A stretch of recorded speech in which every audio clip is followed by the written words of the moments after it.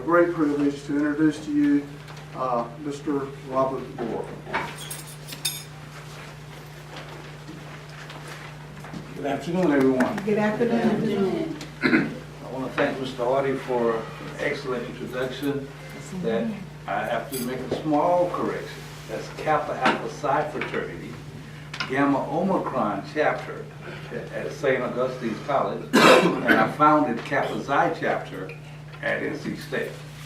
So, other than that, he was right on point. Well, again, good afternoon.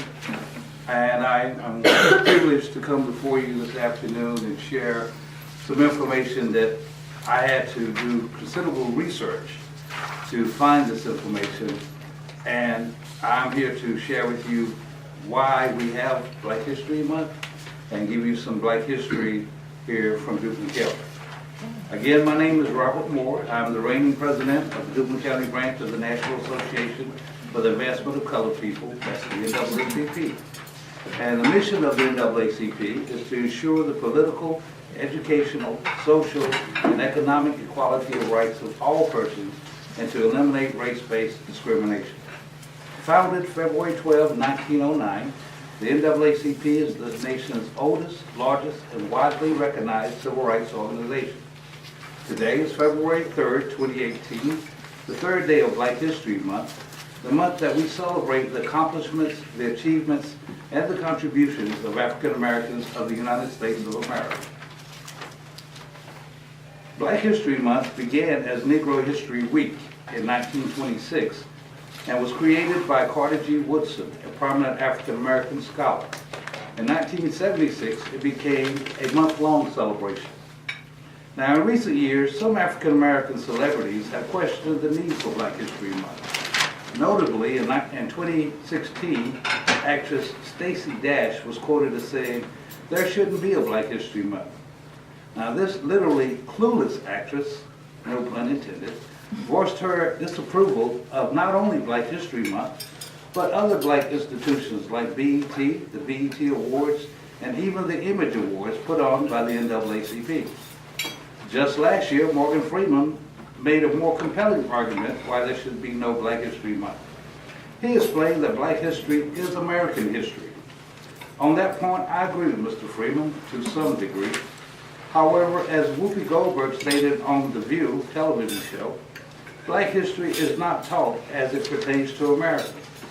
Carter G. Woodson believes, as I do, that blacks should know their past in order to participate intelligently in the affairs of our country.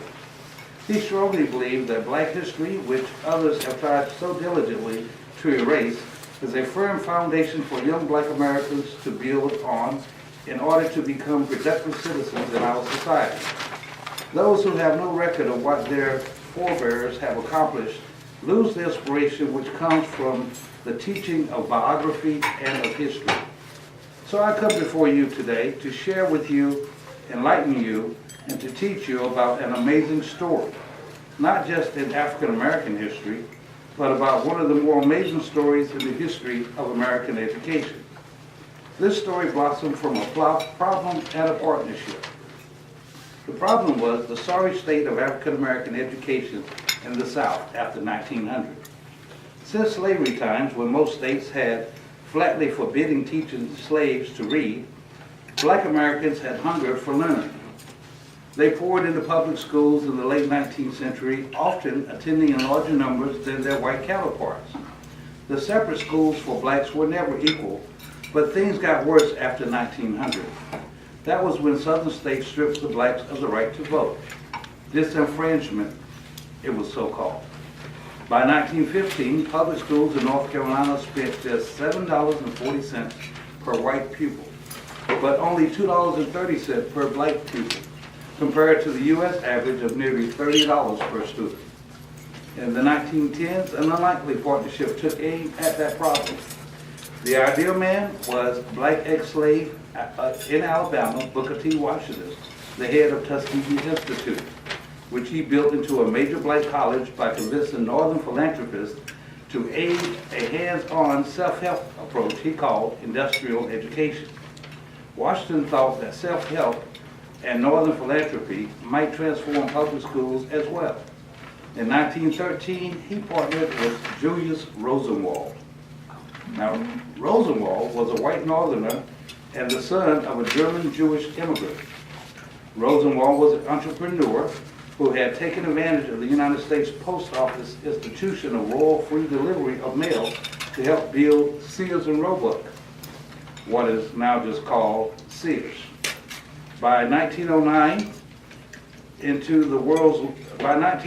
he had built Sears into the world's largest retailer.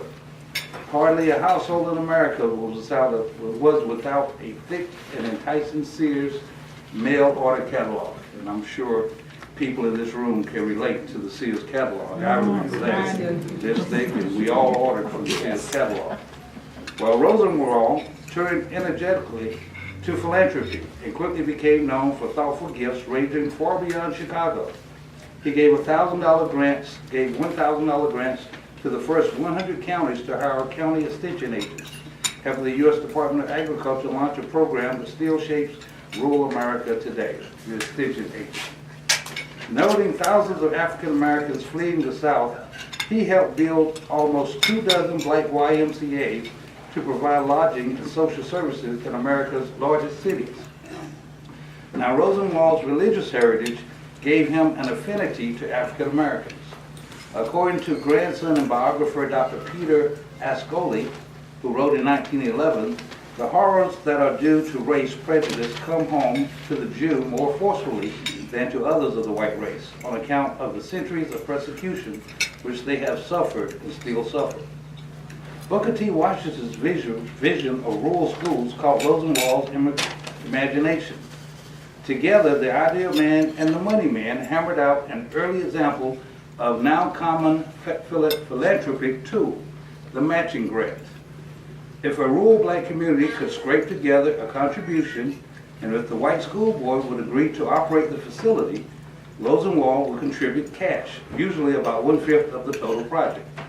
The aim was quietly radical. A Rosenwald Fund official later wrote not merely a series of schoolhouses, but community enterprise and cooperation between citizens and officials, white and colored. Even Professor W.E. Du Bois, a great rival of Booker T. Washington, applauded the Rosenwald initiative. Du Bois focused his own energies on college education to produce black leaders, but when Julius Rosenwald died in 1932, Du Bois penned a lengthy appreciation of the philanthropist's impact on pre-college opportunities. Interestingly, in the fund's waning years after 1932, it ceased its construction grants and instead began giving scholarships to promising black thinkers. Ralph Ellison, to cite one famous example, wrote his searing book, The Invisible Man, on a Rosenwald Fellowship.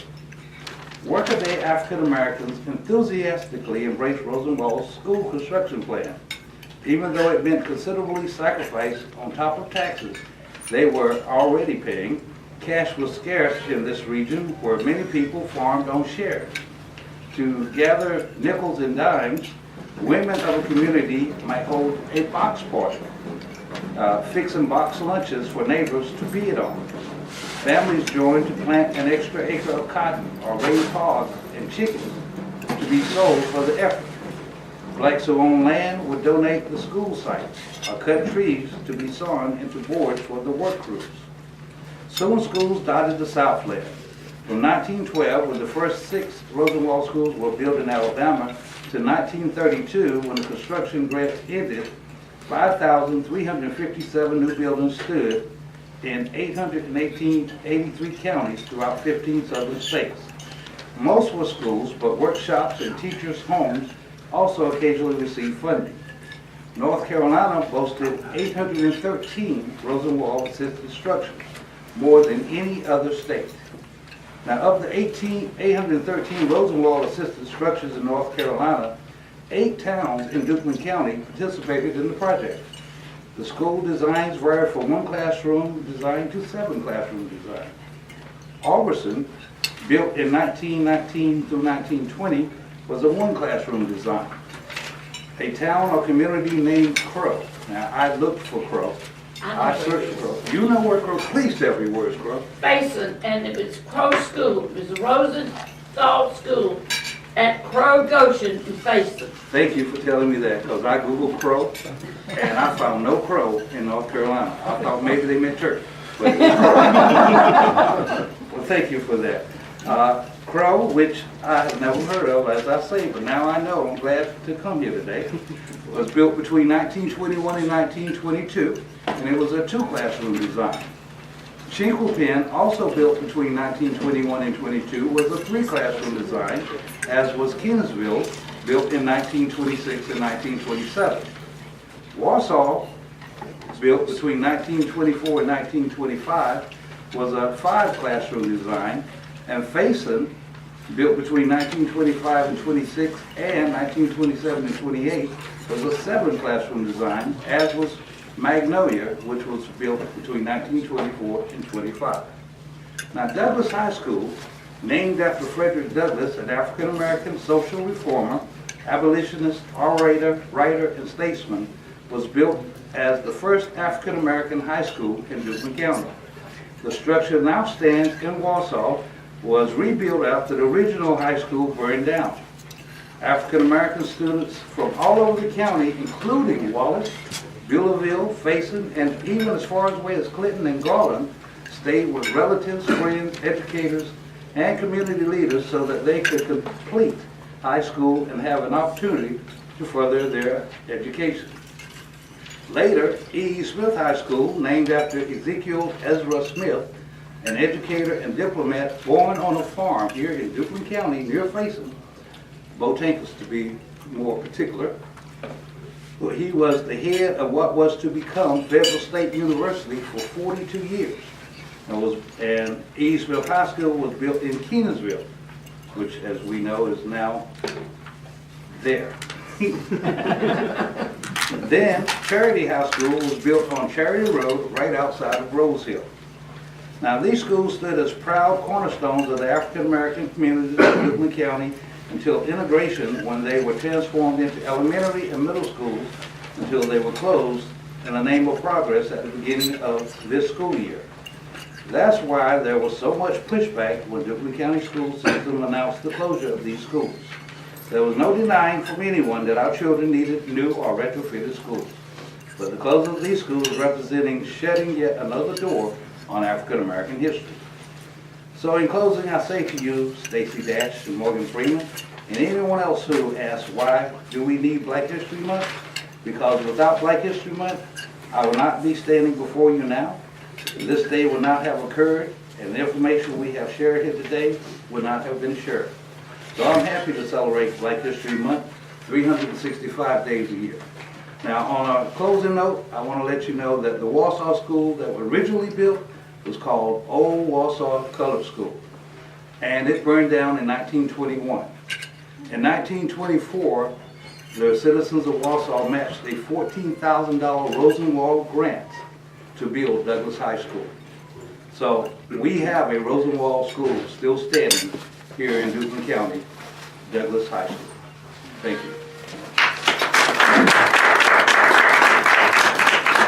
Hang on 1 second here.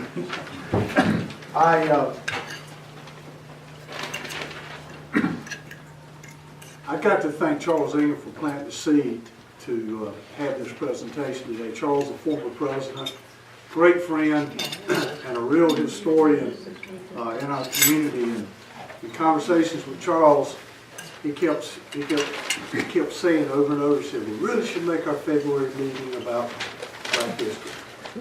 And so I listened, and I got up, met Bob last summer. Yes. And as soon as he told me who he was, I said, we need to talk. He started the conversation about being here today. And just to give you a heads up, as long as I'm president, we're going to hold true to the Black History Month programs in February. To that end, I was at the chartering of the local Sons of the American Revolution event in Wallace a couple weeks ago. And one of our members introduced me to a charter president of the Sons of the American Revolution from Havelock, the Isaac Carter Charter of the Sons of the American Revolution. The Isaac Carter branch or charter of that organization is the only predominantly African-American charter in the United States created and formed by descendants of free men from that area that formed a unit and fought in the American Revolution.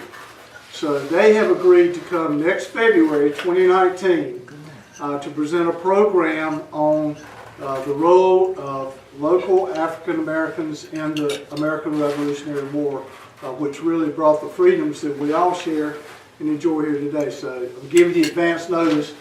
We'll look for you a year from now here. So, Mr. Moore, this doesn't look like much. But let me assure you, it is an invaluable keepsake. There are only a few left. These are some of the commemorative cups from the 250th anniversary of the county. And we managed through Ann Taylor, who told me, she said, I still got cups. I said, I want them because I want to use these as a small token of our appreciation from the Duplin County Historical for you being here today. Thank you. And I want to get a photo op if this lady right here would. I won't take it, my last. If you would just take our picture, that would be great. Let's get one handshake. That's good. Thank you. Perfect. So here you go. Appreciate this. I Thank really you. do.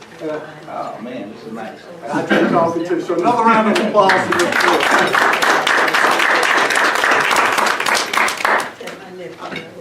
group. Now I know y'all have a meeting that you're about to have, but as you have heard, I'm an